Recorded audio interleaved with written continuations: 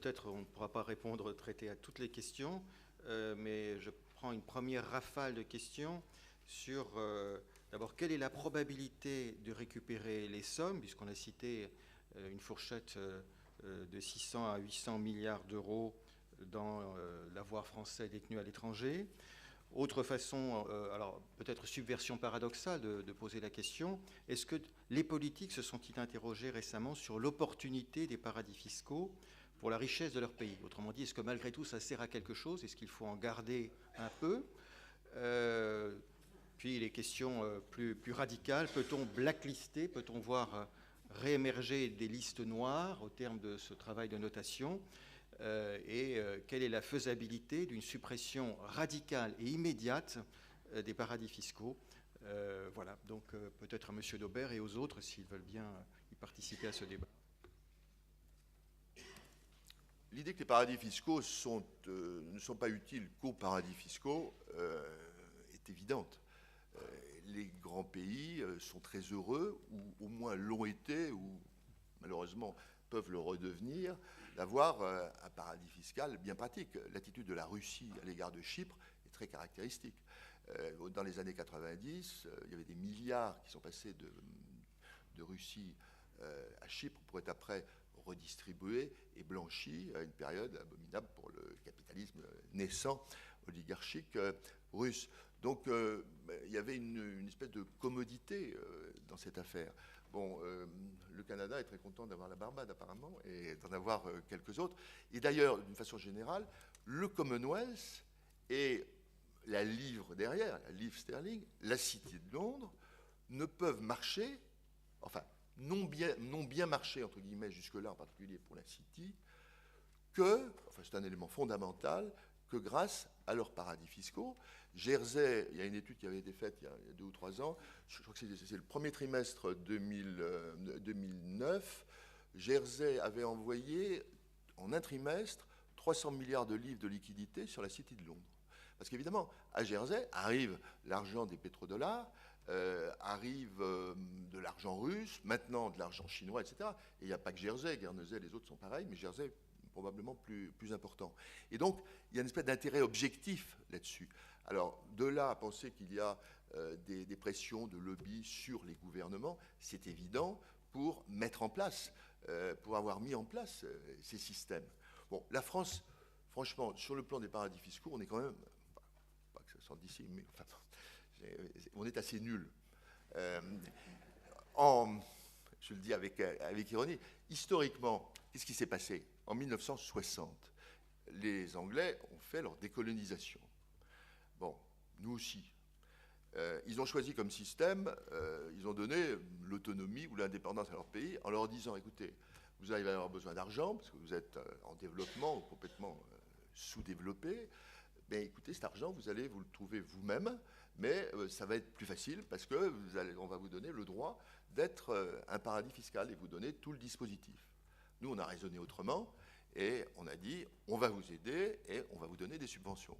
Donc, ce sont deux philosophies. Alors, c'est un peu simplifié ce que je dis là, mais historiquement, ça s'est passé un petit peu comme ça. Ce qui fait que bon, la France n'est pas vraiment... enfin, on est un peu concerné parce qu'il y a de l'argent qui quitte la France, mais dire qu'on a organisé nous-mêmes, enfin, pour nous, volontairement, le paradis fiscal suisse, ça paraît un petit peu excessif vu les tensions qu'il y a depuis longtemps entre la France et la Suisse. Ça remonte presque à la nuit des temps, au moins à 1934 et même avant. Donc ça, c'était le premier point. Alors, la notation, ça veut dire, là, on est sur le plan du rassemblement de tous les critères plus ou moins respectés et pris en compte par les pays qui sont dans le cadre du forum mondial. Donc, on a en fait 10 critères. Et ces critères sont soit en place, enfin, les éléments sont soit en place, c'est-à-dire qu'une législation est là conforme à ce qu'on souhaite, soit pas en place du tout, soit peut s'améliorer. Alors, la notation, on va passer à 4 cases de classement, un petit peu comme le GAFI, entre pas en place, moyennement en place, pas du tout en place pas du tout en place. Enfin, je simplifie un petit peu les choses. Donc, les pays vont entrer dans ces cases. Après, quand même, des discussions, mais ça s'annonce plutôt bien. Alors, évidemment, il y en a qui poussent quelques hurlements. Bon, on peut imaginer des pays du G20, un ou deux, qui ne vont pas être très contents, sans doute, de l'endroit où ils vont se retrouver. Bon. Mais donc ces tableaux vont sortir, c'est un petit peu comme au GAFI, si c'est que les critères ne sont pas tous pas exactement les mêmes. Et donc après, évidemment, ce sera à la portée de tout le monde de faire sa liste noire, sa liste grise, etc. La notion de liste, moi je trouve qu'elle est excellente, naming, shaming, on monte du doigt, etc.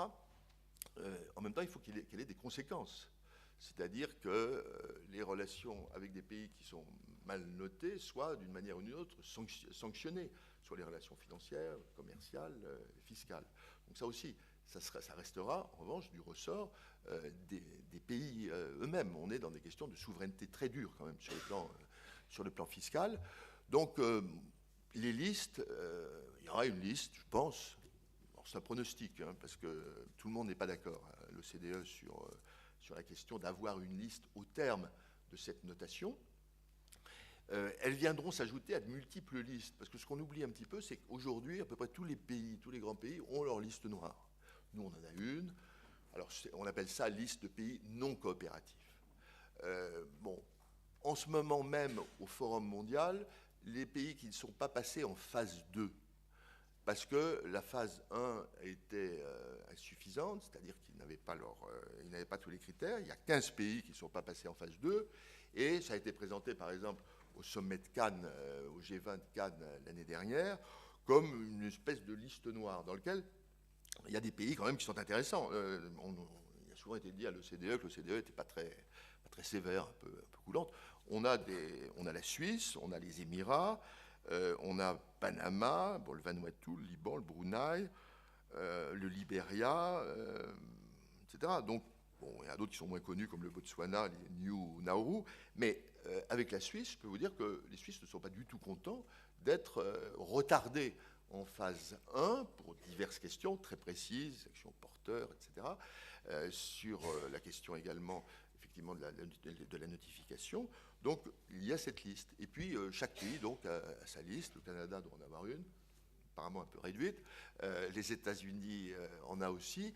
Et il a pu arriver que la France se retrouve, c'est exceptionnel, comme sur la liste de paradis fiscaux pour certains pays, ou que des territoires français le soient. Je crois qu'à côté de chez vous, Saint-Pierre-et-Miquelon a été mis comme paradis fiscal, je ne sais plus par quel pays.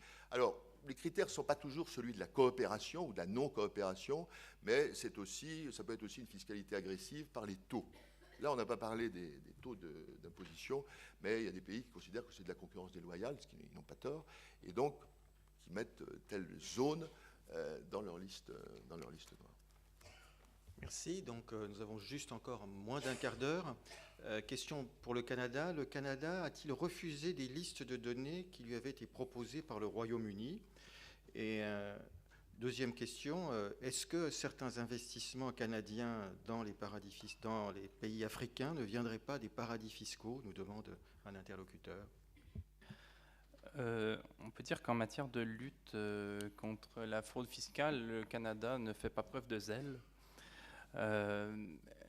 Dans le cadre des listes contenues dans un disque dur, les listes relevant de la banque HSBC, le Canada a reçu des dossiers concernant près de 2000 contribuables, mais je ne suis pas au fait là, de toutes les subtilités légales, mais apparemment au Canada, il n'est pas possible, enfin il y a eu des contestations en ce sens, d'utiliser des listes qui ont été volées dans le cadre de lutte contre la fraude fiscale. Donc ça a un peu ralenti le fisc canadien. En ce qui concerne certaines données, on constate que parfois le fisc britannique est prêt à débourser un certain nombre va débourser des sommes pour obtenir des listes, alors que le Canada ne le fait pas. Donc on est souvent dans un cas de figure comme celui-là. Non, mais il n'y a effectivement pas de zèle, quoi. C'est ce qui est très clair. Et au fond, ce à quoi on assiste aujourd'hui au Canada, et ça me permettrait peut-être de situer le débat autour de l'enjeu de la fraude, quoi. C'est au fond de prétendre faire la lutte à l'évasion fiscale en légalisant aujourd'hui ce qui était frauduleux hier. Essentiellement, et c'est comme ça, donc les traités de non-double imposition dont j'ai parlé tout à l'heure se présentent parce qu'on en signe d'autres, avec Hong Kong, avec le Luxembourg. Là, on est en train de légiférer au Sénat, donc c'est pratiquement fait. On prétend faire la lutte à l'évasion fiscale parce qu'en fait, on légalise le fonctionnement.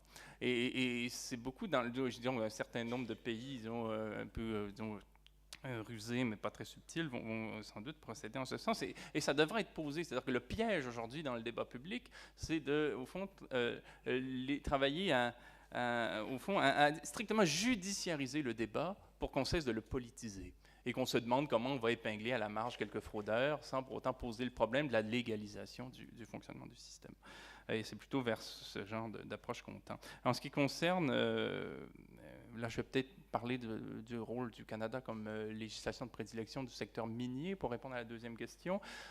Donc en fait, le Canada, formellement, est censé encadrer l'industrie minière qui s'enregistre massivement chez elle, surtout dans le domaine de l'exploration, hein, pour mener toutes sortes de travaux dans les pays du Sud. Et très souvent, quand les sociétés... Enfin, la façon dont ça fonctionne, c'est qu'il y a des mesures fiscales au Canada qui consistent à inciter les investisseurs à placer leurs actifs strictement dans le domaine minier. Autrement dit, les investissements à risque dans le secteur minier au Canada sont subventionnés par toutes sortes d'incitations fiscales. Donc, au fond, le Canada devient un peu le Badland de l'industrie minière mondiale, c'est-à-dire qu'une société belge, par exemple, qui mène des travaux d'exploration dans la province du Katanga, dans le Congo-Kinshasa, va passer par Toronto pour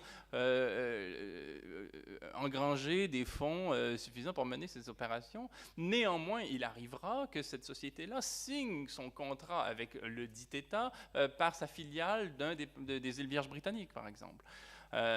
Donc, en fait, on s'assurera d'engranger les capitaux nécessaires au financement d'opérations par le Canada grâce à des avantages fiscaux, mais les éventuels revenus de ces opérations, que ce soit par la transaction mettant en cause un gisement ou quelles que soient les opérations qu'on peut imaginer, vont supposer un enregistrement des revenus dans les paradis fiscaux des Caraïbes. Donc en fait, on gagne sur tous les tableaux.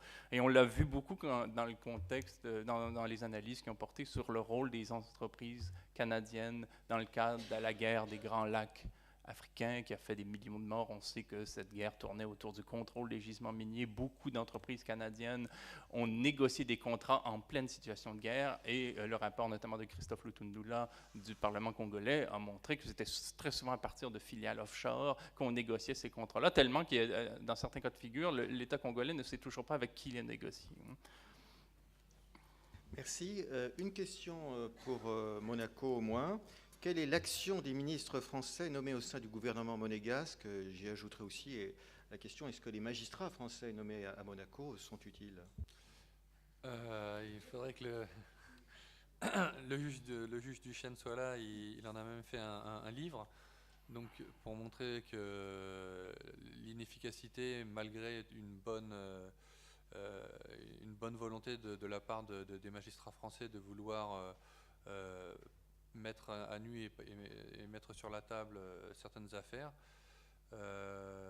non, c'est pas du tout évident pour des magistrats français, d'autant plus qu'ils sont censés se renouveler à chaque fois. Le renouvellement en fait ne se fait pas automatiquement et certains deviennent plus monégasques que les monégasques eux-mêmes. Donc il n'y a pas le fait d'envoyer des Français sur ces questions-là n'a pas abouti à régler le problème, et même le juge Duchesne en a fait même un livre où il explique tout ça très clairement.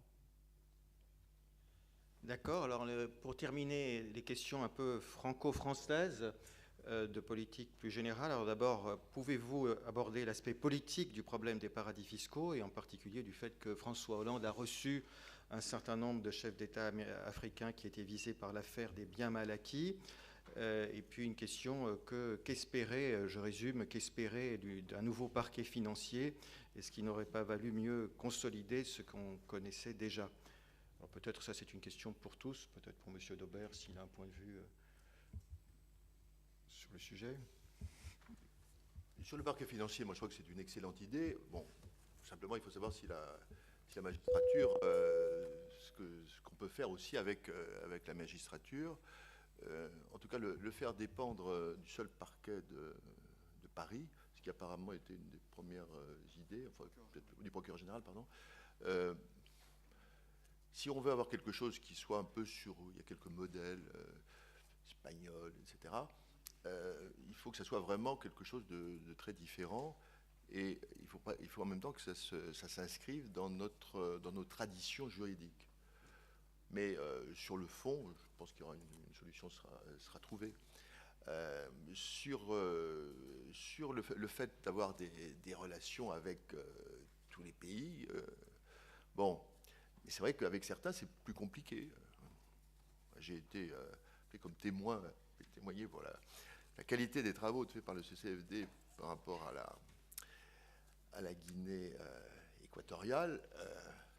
C'est vrai que quand on est au gouvernement, je ne sais pas au gouvernement, mais quand on est au gouvernement, les relations avec la Guinée équatoriale doivent être relativement difficiles. Bon. Je dirais, c'est à gérer, et si la justice est saisie, eh bien, il faut que ça aille jusqu'à son terme. Voilà. Quant aux pratiques même qui sont propres à certains pays du continent africain, mais aussi dans d'autres zones, bon, c'est vrai que ça fait partie de la discipline internationale dans laquelle les pays doivent se plier, parce qu'on ne peut pas à la fois revendiquer, y compris d'être à l'ONU, d'accord, mais être au G20 ou être dans telle organisation régionale ou participer au GAFI ou au Forum mondial, puis se dire on vient là simplement pour montrer notre petit drapeau et pas pour respecter.